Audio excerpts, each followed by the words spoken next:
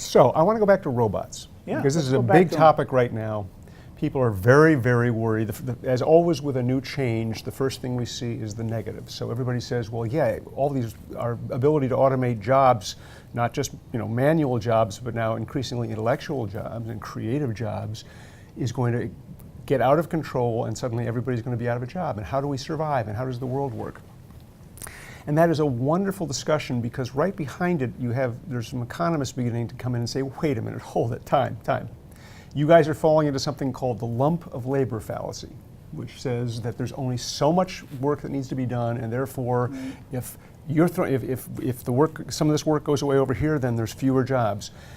And the entire history of the world says that that's wrong. What happens is, and this is where your creativity discussion comes in, is whenever you create you become more efficient, you have more automation, you create a lot more money basically in the economy, and it goes somewhere. Where does it go? It goes into investing in new stuff. Yeah, exactly. And so everybody should actually look at this and say, there's anxieties, but there's tremendous potential. They should. The problem is that the challenge is that when that automation comes in, it's usually during or after a recession.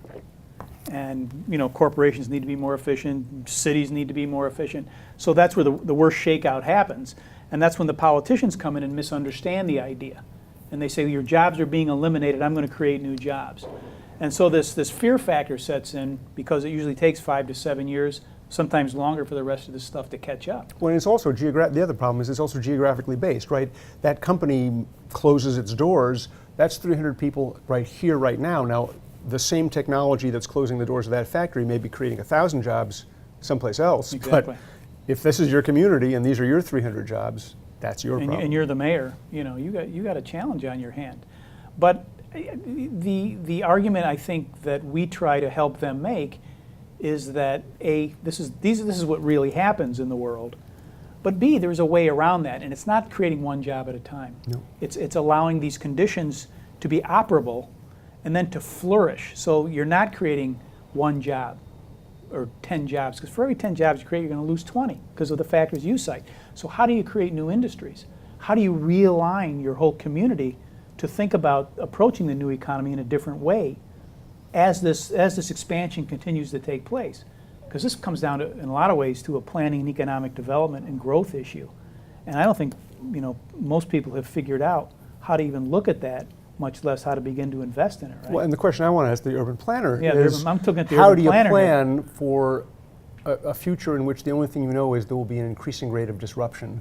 Part of the problem with the whole decision-making process in a community is it takes so long, and so many things come at it as part of the process. And so you have to have, in many cases, you have to either have a real shift by changing the administration where there's an enlightened leadership and decision makers to actually move something along, or you have enough tail to make it a long-standing administration to see certain things through. Because planning tries to be outside of the political movement, but it's definitely within the political movement. Sure.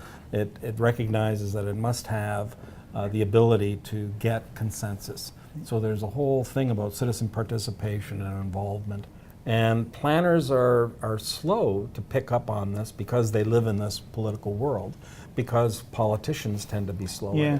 So I think there is something where the study of planning, urban design, the social factors of a city and so forth come very much into play. But it takes a longer time to see it through. It does, and it also requires that more people in the community buy into it, not just the political class, because they will come and go. And that's why we talk a lot about the triple helix, the quadruple helix, where you've got the intellectual class, the academics, you've got the private sector, you've got other sectors of the citizenry buying into this on a long-term basis. And just buying into it, making it happen, becoming ultimately the champions of positive change. Exactly, because the political administrations will come and go. Sure.